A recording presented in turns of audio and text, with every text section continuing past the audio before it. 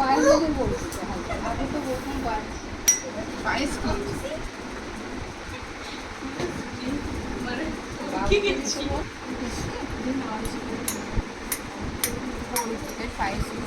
কিছু হবে না তুই দিয়ে না হায়দা হায়দা যেমন আরে এটাই তো দেখবে বড় হলে আমার দাও হাত থেকে টেনে নি